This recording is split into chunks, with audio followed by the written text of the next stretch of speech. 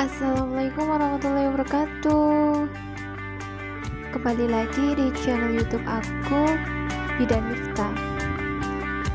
Sebelumnya, saya ingatkan untuk klik tombol subscribe dan nyalakan loncengnya agar teman-teman bisa update video-video terbaru dari saya. Kali ini saya akan ngebahas tentang soal-soal SKB yang sering muncul di SKB Bidan. Langsung saja kita masuk ke soal yang pertama.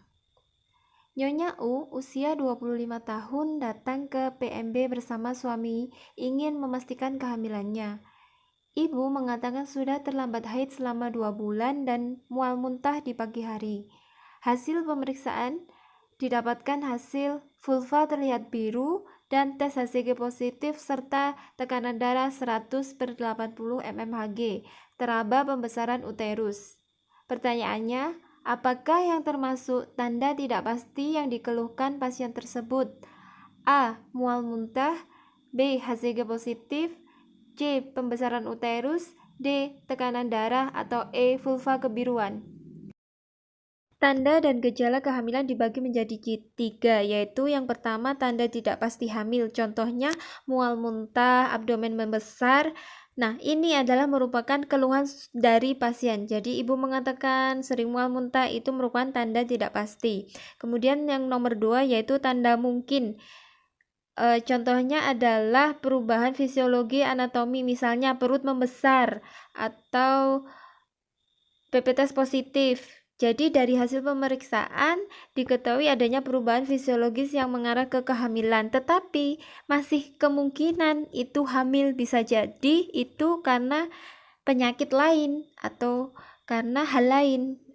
Nah, untuk yang ketiga yaitu tanda pasti hamil, di mana pemeriksa dapat merasakan atau mendengarkan adanya janin di dalam uterus. Nah, kita kembali lagi ke soal, maka tanda tidak pasti yang dikeluhkan pasien tersebut adalah A. Mual muntah.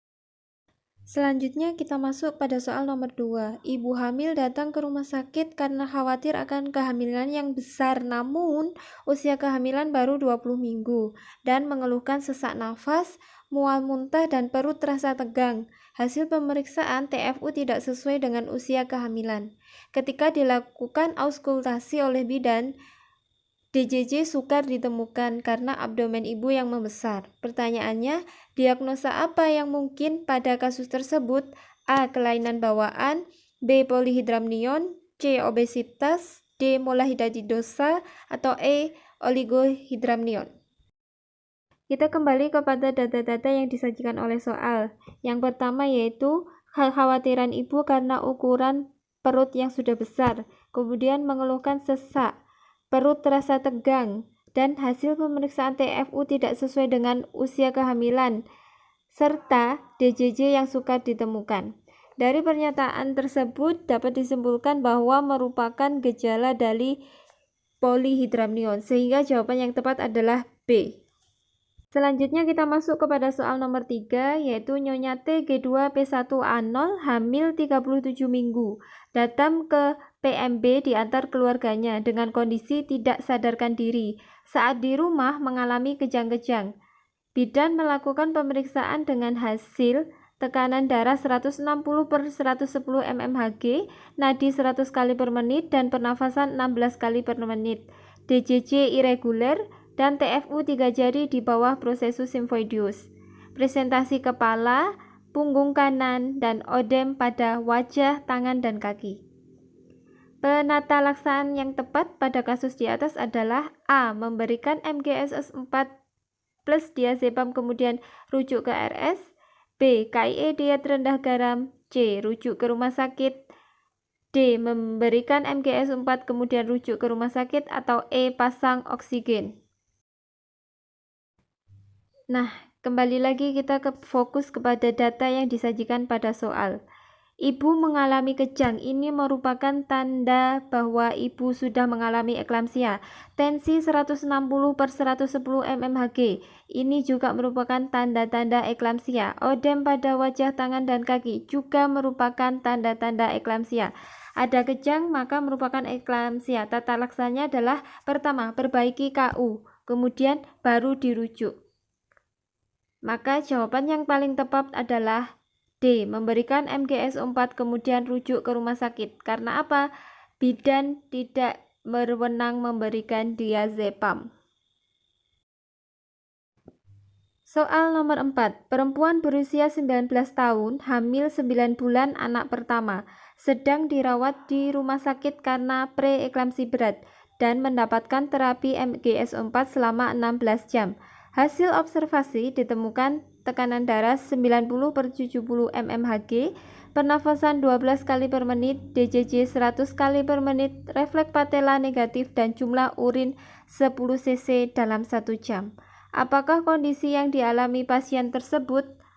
A. Shock kardiogenik, B. Eklamsia, C. HEP syndrome, D. Intoksikasi MGS4 atau E. Impending eklamsia. Data yang disajikan pada soal nomor 4 menunjukkan bahwa pasien ini PEB sudah dirawat dan menerima terapi MGS4, tetapi hasil observasinya adalah nafas kurang dari 16 kali per menit, refleks patella negatif, dan urin juga kurang dari 30 cc, serta gawat janin ditunjukkan dari DJJ kurang dari 120.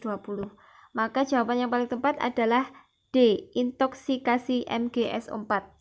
Maka harus segera diberikan CA glukonas. Lanjut pada soal yang terakhir, yaitu perempuan berusia 26 tahun mengaku hamil anak kedua setelah keguguran di kehamilan sebelumnya. Usia kehamilan 30 minggu, datang ke PMB, dilakukan pemeriksaan dengan hasil TTV dalam batas normal, dan kenaikan berat badan ibu 7 kg dari sebelum hamil. Dilakukan palpasi Leopold 1 sampai dengan 4. Pertanyaannya, berapakah kemungkinan TFU ibu jika menggunakan teori McDonald dalam cm? A. 28 cm, B. 30 cm, C. 32 cm, D. 34 cm, atau E. 36 cm. Baik, untuk mengetahui TFU normal pada usia kehamilan antara 20 sampai dengan 36 minggu, maka digunakan rumus TFU sama dengan usia kehamilan plus 2 cm. Jadi 30 minggu ditambah 2 cm sama dengan 32 cm. Jawabannya adalah C.